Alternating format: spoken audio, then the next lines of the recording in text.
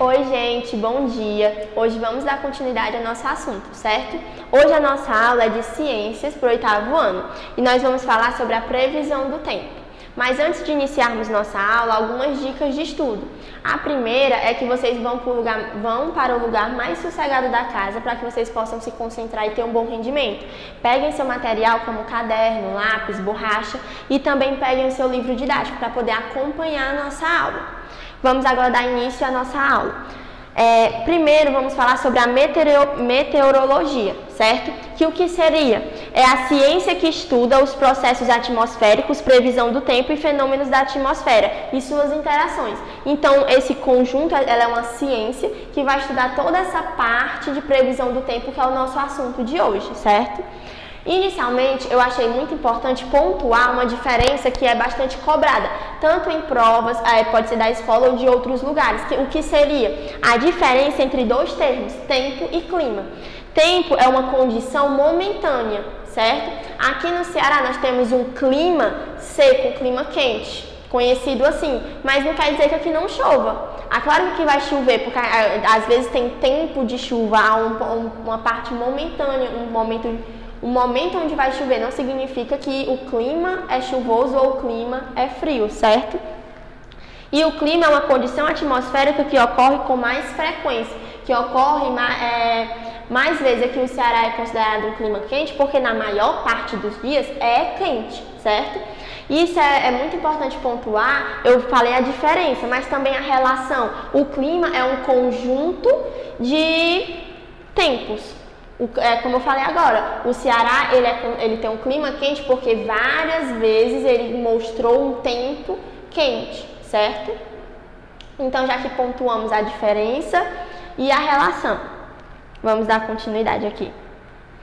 Agora eu vou falar sobre os instrumentos da meteorologia, o que é que ajuda a prever o tempo, certo? Aqueles que aparecem no jornal, sempre eles ficam prevendo, às vezes acerta, às vezes não, se vai chover, se vai fazer calor.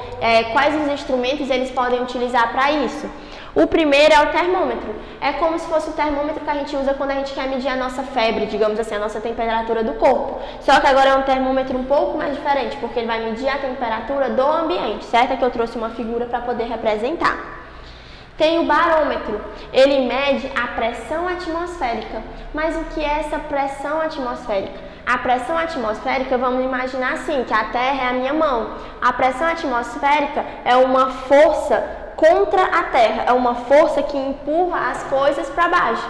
A pressão atmosférica é o que impede de eu soltar esse pincel e ele ficar no ar. Quando eu solto ele, ele vai direto para a primeira superfície plana, abaixo dele que tiver. Por quê? Porque uma pressão atmosférica está empurrando ele, certo?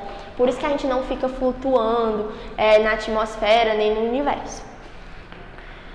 O próximo instrumento é o pluviômetro, que ele vai medir a quantidade da água da chuva que caiu, certo? Aqui eu trouxe um caseiro para vocês verem como esse tipo de instrumento pode ser feito normalmente. Aqui é como se fosse, vamos imaginar, um copo bem grande de alumínio que está numa base de ferro e quando chover vai ficar caindo água lá dentro e depois eu posso ter uma base de quanto de água que caiu, certo?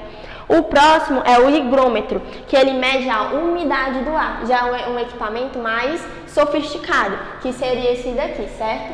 E o que é a umidade do ar? A umidade do ar é o tanto de vapor de água que está aqui flutuando entre nós, que está entre a gente. É a água que a gente não está vendo, digamos assim. É água vapor. O próximo é o balão meteorológico, que ele é usado para o transporte de uma sonda que mede a pressão e a umidade. Então o balão em si não mede nada, ele só leva o equipamento que vai medir a pressão, como eu já havia falado que é atmosférica, e a umidade que eu também acabei de falar. O próximo instrumento é a biruta, que indica a direção do vento, tá? No livro de vocês tem uma página que no final do vídeo eu vou falar sobre ela, por isso que é importante vocês estejam com o livro agora, certo? O próximo instrumento e último é o anemômetro, que ele indica a velocidade do vento, certo? Também é um equipamento mais sofisticado, é esse. E agora, gente, alguns elementos para a previsão do tempo. O primeiro são as nuvens. As nuvens, elas indicam a presença ou ausência de precipitações. O que são essas precipitações? Um exemplo de precipitação é a chuva. As nuvens podem indicar para mim, de acordo com seu formato, altitude, largura, se vai chover ou não, por exemplo. E aqui eu trouxe alguns tipos de nuvens. Há estratos, que são nuvens baixas e cinzentas. Aquelas que a mãe vê e diz que vai chover. Todo mundo olha e sabe que vai chover. A próxima é os cúmulos, são nuvens brancas, provocam leves chuvas e em forma de pancadas. A outra é o nimbus, que são nuvens mais alongadas, cinzas e escuras e representam um dia de chuva, certo?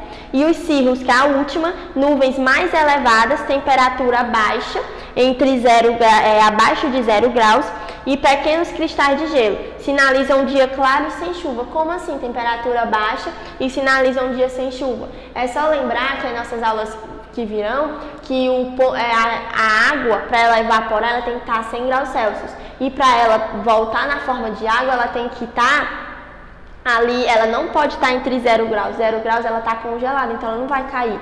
Ela teria que estar na forma líquida, então teria que estar um pouco com a temperatura um pouco mais elevada. Por isso que não vai chover, porque é como se a água tivesse congelado, os cristalzinhos, certo? Agora eu vou falar sobre as massas de ar, certo? Mas inicialmente, o que é a massa de ar? A massa de ar são camadas de ar, como se fossem grandes, eu não posso falar de ar como algo, né? É como se fosse uma massa de ar, é como se eu pegasse um espaço desse e dissesse que está vindo ar nessa camada, como se a gente botasse o ar dentro de uma caixa e ele estivesse viajando ali compartimentado, certo? Possuem condições como temperatura, pressão e umidade. Eu posso ter dois tipos de massa de ar. Eu posso ter massa de ar fria ou massa de ar quente. A fria vem dos polos, que as duas bases aqui, vem dos polos para o Equador. Já a massa de ar quente vem dos trópicos para os polos, certo? Então a massa de ar fria vai assim e a massa de ar quente vem assim, certo? Aí as frentes, o que seriam essas frentes? Acontecem quando há o encontro de duas massas de ar de diferentes temperaturas. Então, quando eu tenho uma massa de ar fria se encontrando com uma quente ou uma quente se encontrando com uma fria.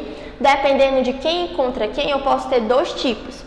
As frentes frias é quando eu tenho uma massa de ar fria que se encontra com a massa de ar quente. Quando isso acontece, eu tenho nuvens baixas, chuva, vento suave e ar frio. Mas já quando eu tenho uma frente quente, é porque uma massa de ar quente encontrou uma massa de ar fria, que é quando eu vou ter nuvens altas acompanhadas normalmente de chuvas, certo? E as frentes, ela causa mudanças climáticas repentinas. É aquilo, tá um dia de sol maravilhoso e do nada chove, certo? São mudanças repentinas que não estavam sendo esperadas. Aqui uma figura só para representar, a frente fria eu tenho uma massa fria encontrando uma massa quente, certo? E nesse caso aqui da frente quente, eu tenho uma massa quente encontrando uma massa fria. E agora os fatores que eu já havia falado e agora eu vou só repetir. A gente já viu que é umidade relativa do ar, que é a quantidade de vapor de água existente na atmosfera, como eu já havia falado. Pressão atmosférica, que é o peso sobre a gente, também já havia falado. E a temperatura. O que é a temperatura? Quando eu vou medir a temperatura de algo, o que é que eu estou medindo? Eu estou medindo o grau de agitação das moléculas e o quanto elas estão agitadas. Então, todo o nosso corpo é feito de pequenos átomos, de moléculas. Então, minha temperatura é alta quando há uma grande agitação. Minha temperatura é baixa quando as moléculas não estão se agitando tanto, certo?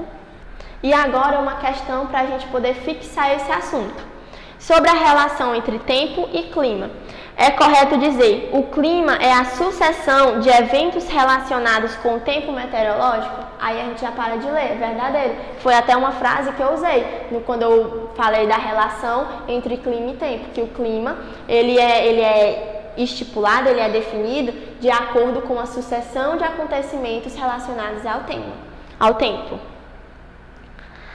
Um lembrete antes da gente encerrar nossa aula, que se você quiser rever essa aula ou qualquer outra, vocês podem ir no site da escola, www.escolapequenospassos.com.br, ou no canal do YouTube da escola, Escola Pequenos Passos, e vocês podem rever esse vídeo quando vocês quiserem.